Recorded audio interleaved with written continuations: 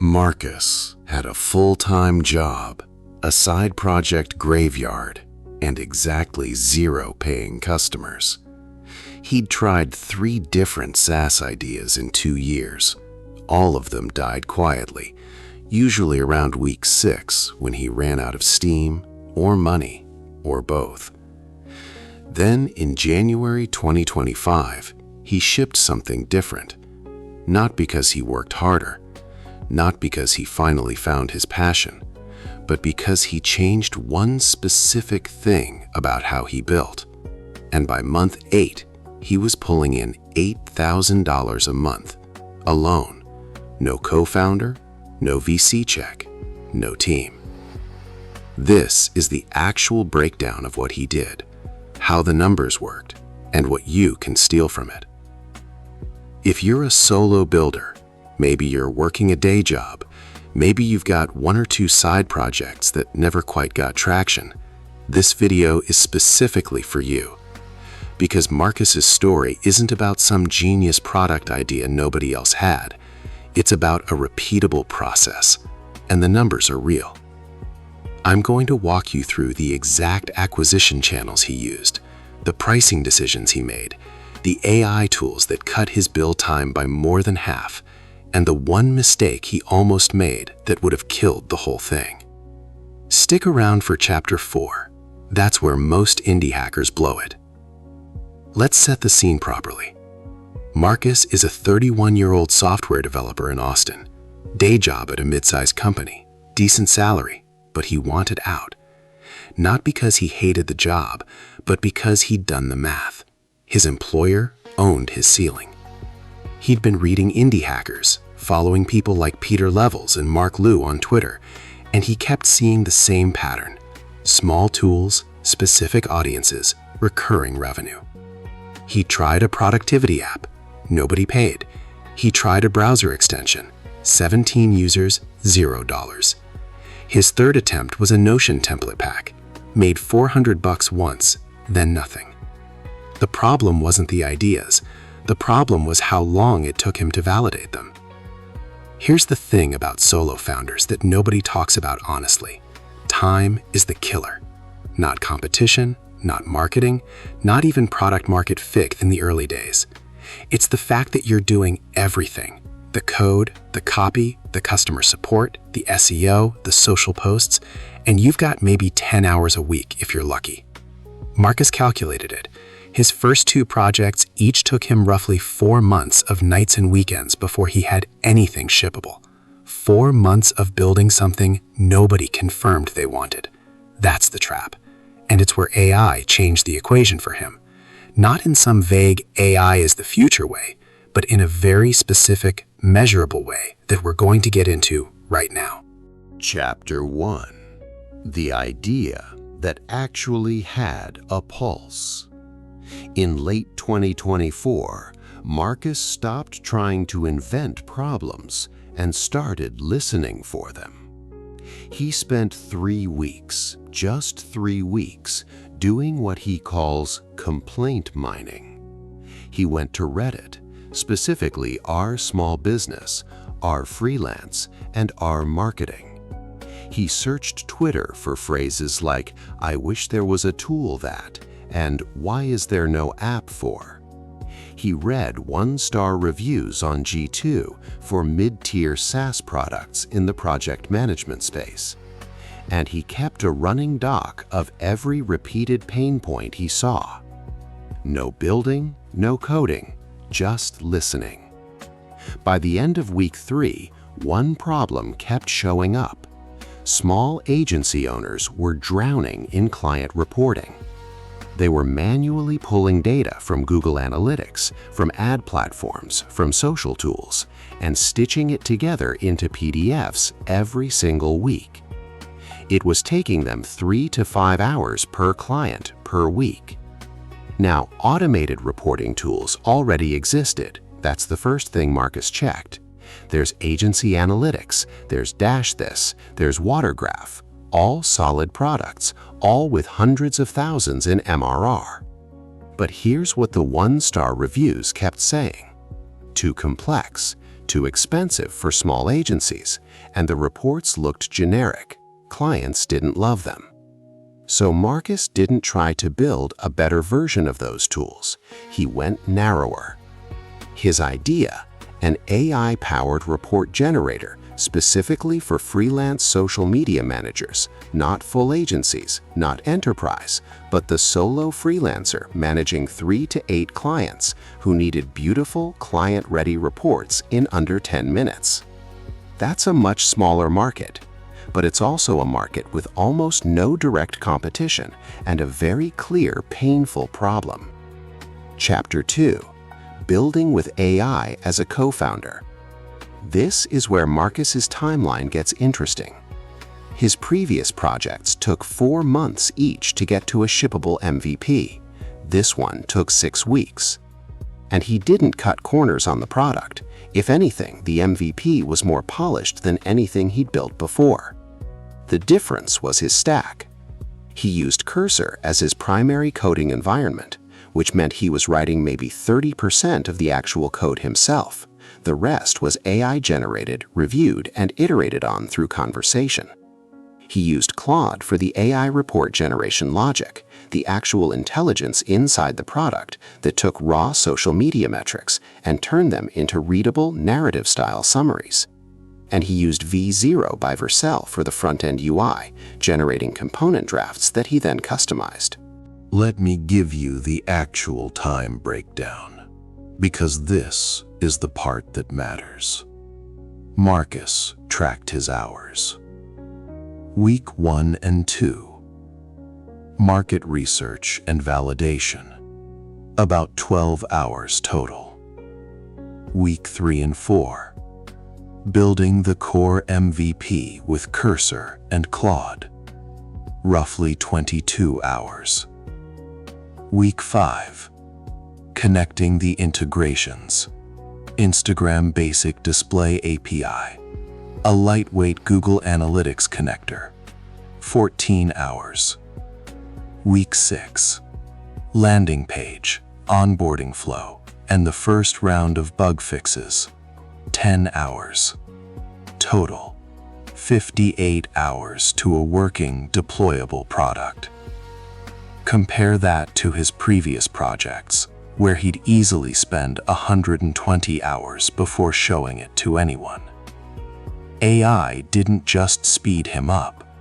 It changed what was possible in the time he had. And here's what that unlocked.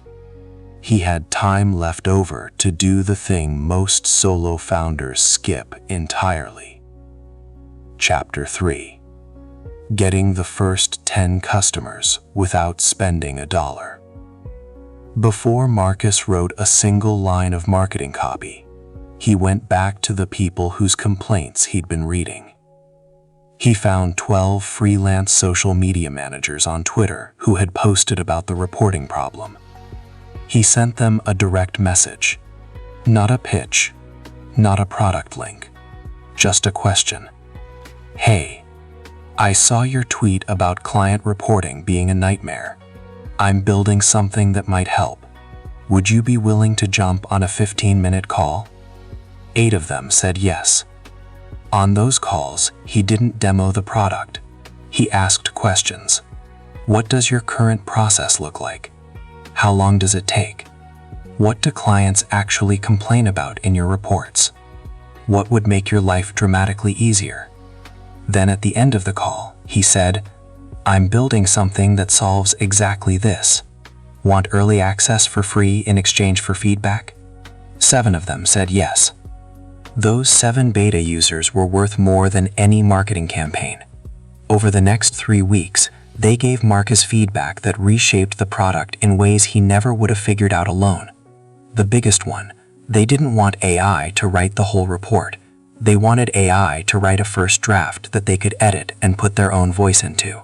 That's a subtle but critical distinction, and it completely changed how the product worked. He rebuilt the generation flow to output editable sections instead of a locked PDF. That change, driven by real user feedback, became the feature that separated his product from everything else on the market. By week 8, 3 of those 7 beta users had asked him how they could pay for it. Chapter 4. The pricing decision that almost killed it, and the one that saved it. This is the chapter I mentioned at the start. Most indie hackers price too low, not because they're dumb, but because they're scared. Marcus's first instinct was to charge $19 a month. It felt safe. It felt like something people would say yes to without thinking too hard. But here's the math problem with $19. To hit $8,000 a month, you need 421 paying customers. That's a massive acquisition challenge for a solo founder with no marketing budget. So Marcus did something uncomfortable. He asked his beta users directly, if this tool saves you 3 hours per client per week, and you charge your clients anywhere from $500 to $2,000 a month, what's a fair price for that? The answers ranged from $49 to $99 a month. He launched at $49 a month. To hit $8,000 a month at that price, he needed 164 customers, a much more achievable number for a solo founder. And here's the thing about pricing that most people don't talk about. Higher prices attract better customers. His $49 customers were serious freelancers who actually used the product, gave good feedback, and didn't churn after 2 weeks because they'd forgotten they'd signed up. He also added an annual plan at $399. That's a 32% discount, and about 20% of his customers took it. That annual revenue upfront was huge for his cash flow, especially in the early months when monthly signups were still small. Chapter 5. The acquisition engine. Okay, so he had a product and a price. Now he needed customers at scale, and he had no ad budget. His strategy was 3 channels, run simultaneously with a clear priority order. Channel 1 was Twitter, and this was his biggest driver early on. He started posting build-in-public content, his MRR numbers, his feature decisions, his mistakes. Not humble bragging, actual transparency. Here's why I rebuilt the report generation flow from scratch with a screenshot of the before and after. Here's my churn rate after month 2 and what I think caused it. That content got picked up by the Indie Hackers Twitter community, which is a surprisingly tight-knit group that loves sharing founder stories. His first viral post about the pricing decision we just talked about got 4,000 impressions and drove 11 signups in 2 days. Channel 2 was Reddit, specifically r/freelance and r/social media marketing. But he didn't post ads, he answered questions. Every time someone posted about client reporting being painful, he'd write a genuinely helpful reply. Here's how I'd approach that. Here's a free template. Here's what's worked for my users. And then at the bottom, a single line. I also built a tool for exactly this, if you want to check it out. That soft sell converted way better than any direct promotion. He tracked it. Over 4 months, Reddit drove 63 signups, and those users had the lowest churn rate of any channel, probably because they'd already self-identified as having the exact problem his product solved. Channel 3 was SEO, but that was a slow burn. He wrote 4 long-form articles targeting phrases like social media report template for clients and how to automate client reporting freelance. Those articles took 3 months to rank, but by month 6, they were driving 20 to 30 organic visitors a day. Let's talk about the actual MRR trajectory, because this is where it gets real. Month 1, 3 paying customers, all from beta, $147 MRR. Month 2, 11 customers, $539. Month 3, 28 customers, $1,372. Month 4, 51 customers, $2,499. Month 5, 82 customers, $4,018. Month 6, 109 customers, $5,000. Chapter 6. what AI actually did and didn't do. I want to be precise here, because there's a lot of hype around AI and indie hacking, and most of it is vague. So let's be specific about where AI actually moved the needle for Marcus. Number one, it compressed his build time by roughly 50%. That's real and measurable. Number two, the AI report generation feature was the core value proposition. Without Claude powering the narrative summaries, the product was just another data dashboard. The AI was the product, not just a tool he used to build it. Number three, he used AI for his SEO content. He'd outline an article, feed his product's unique angle to Claude, and get a first draft in 20 minutes that he'd then edit and fact-check. Those 4 articles would have taken him weeks to write from scratch. But here's what AI didn't do, and this matters. AI didn't find the problem. Marcus found that by reading Reddit for 3 weeks. AI didn't validate the idea. He did that through 12 DMs and 8 calls with real people. AI didn't build customer relationships. Those personal emails, those Twitter conversations, the Slack community he eventually started for his users, that was all Marcus. And AI didn't make the pricing decision. That came from asking customers directly what they'd pay. The pattern here is pretty clear. AI handled the execution, and Marcus handled the judgment. Every time he tried to use AI for judgment, like when he asked Claude whether he should add a team plan in month 4, the output was generic and not useful. AI is a force multiplier on things you already know how to do. It's not a replacement for the founder thinking. So what does $8,000 a month actually look like for Marcus? He's still at his day job for now. His take-home from the product after Stripe fees, API costs for Claude, and his hosting on Railway is roughly $6,800 a month in profit. His day job pays him about $6,200 a month after tax. So right now, his side project makes more than his salary. He's planning to quit in September 2026. Not because $8,000 is life-changing money, but because the trajectory is clear and the unit economics are solid. He's not burning out. He spends about 12 hours a week on the product, mostly customer support and feature work. The build phase is over. He's in the operate and grow phase now. Here's the playbook in plain English. 1. Don't invent problems. Mine complaints on Reddit and Twitter until one pattern repeats at least 10 times. 2. Go narrow, not broad. Pick the smallest possible audience that has the clearest pain. 3. Use AI to compress your build time, but validate before you build anything. 4. Get 7 to 10 beta users before you charge anyone. Let their feedback reshape the product. 5. Price based on value delivered, not what feels safe. Do the math on how many customers you need at each price point. 6. Pick 2 or 3 acquisition channels and go deep on each. Build in public on Twitter. Answer questions on Reddit. Write SEO content that targets exact match pain phrases.